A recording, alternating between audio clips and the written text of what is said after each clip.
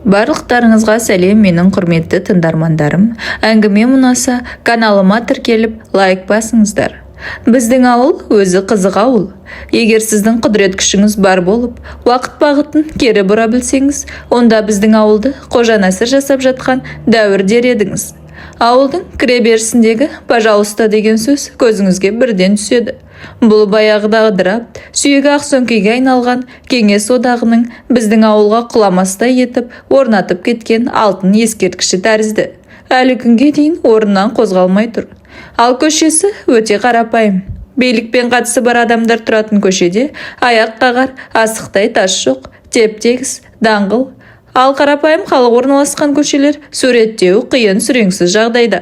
Жолдың шетінде аяқ киім тігіп отырған, немесе жеміс-жидек сатып отырған, болмаса нан тауып жеу үшін адал еңбегімен күнін көріп отырған жандарды сіз сауатсыз десеңіз қателесесіз. Олардың көбінде университет бітірген дипломдары бар. Ендігі жерде сол диплом жан бағуға жарамаған соң сандықтың түбіне салып қойғанда. Өздері базар жағалап, отбасын асырап жатқандар қаншама. Олар мына типтегі адамдардан тым сауатты. Қалай дейсіз ғой? Өйткені ауылдың базар орталығында шылым шегуге тыйым салынған. Бірақ біздің бұл ауылда да кейде адам жанын тілгілейтін мұңлы уақиғалар болып тұрады. Мен бірде мынадай уақиғаға тап болдым.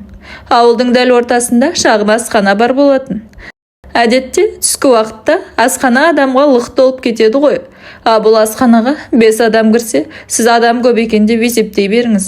Түс уағы болғандықтан тамақ ішкелі осы шағын асханаға кірдім. Адам қарасы аз.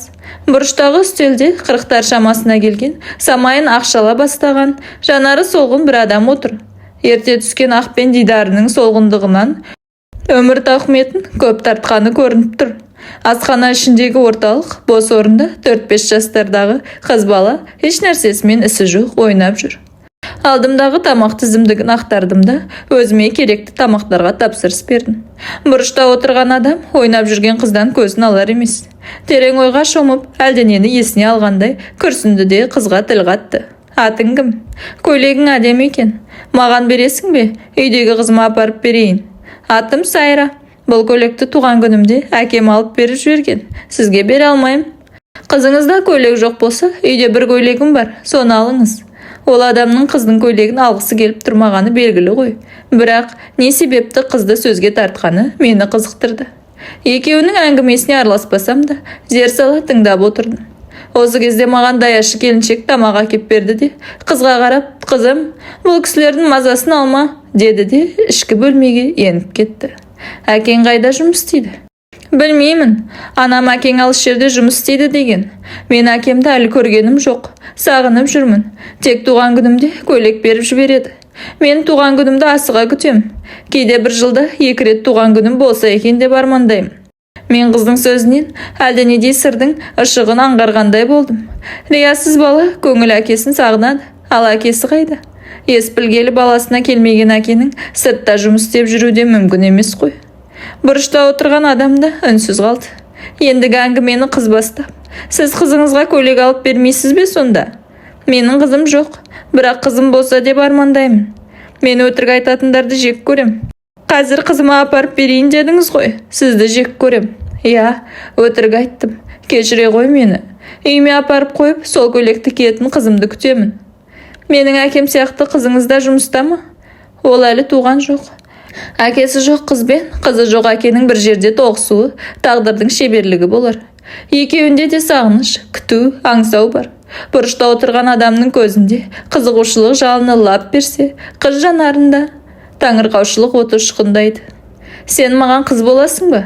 Бұл сұрақ тым анайылау болса да, шынайы сезімнен туған сұрақтың сөлекеттігі көрініп тұрған жоқ. Қалайда кешіруге болатын сұрақ. Мен де қыз бұл сұраққа не деп жауап берер екен деп белгісіз үмітпен қарадым. Жоқ, болмаймын. Менің өз әкем бар. Сізден әдемі бір кісі қызым бол дегенде болмай қойғанмын. Мен тек өз әкемнің келуін күтемін. Әкем келгенде мені балалар ойнайтын жерге ертіп апарады. Осы жауаптан кейін әңгіменің доғарылғанын білдім. Тіпті асхана іші құлаққа ұрғандай тыныш күйге енді. Қыз бала сыртқа шығып кеткенде, әлгі кісінің қасына келген анасы ақырын тіл қатты. Сайра 2 жас кезде әкесі екеуміз ажырасып кеткенбіз. Ол қарғадай қызбен мені тастап, жап-жас қызбен үйленіп кетті. Содан бері қайырылмады. Қызын да келіп көрген жоқ. Әкем қайда деген сайын, әкең алыс жақта жұмыста деймін. Өзінің жетім екенін сездіргім келмейді. Тек әр жыл туған күн келгенде әкең беріп жіберіпті деп көйлек сатып алып беремін. Бұл соған сенеді, іште келуін күтеді. Ал мен оның келмесін білсем де, қызыма айтудан қорқамын. Кінәсіз жүрегіне, кіршіксіз көңіліне сызат түсуін қаламаймын. Түбі шындықтың беті ашыларын да білемін. Сол кезде мені қалай қабылдары белгісіз. Өзін әкең жұмыста деп алдап келгенім үшін бәлкім кешірмес. Жастайынан тастап кеткен әкесінде кінәлар. Бірақ қазірше осылай өтірік айта тұруды жөн көрдім. Басқа амалым да жоқ. Қызымды әкесі бар қыздардан кем қылып өсірмейін деп осы асханада жұмыс істеймін. Алдымдағы тамақтың жартысын да жемедім. Ақшасын төледім де шығып кеттім. Осынау жер бетінде әкесін күтіп жүрген қаншама сәбилер барын кім білсін. Сыртқа шыққанымда әлдекімдерге мемлекет заңын айтып қорқыта отырып, іштей ақша тілеп тұрған сақшыларды көрдім. Мүмкін шешесі адал еңбегімен асырап отырған ақ көйлекті қыздың әкесі бір жерде сақшы болып жұмыс істейтін шығар.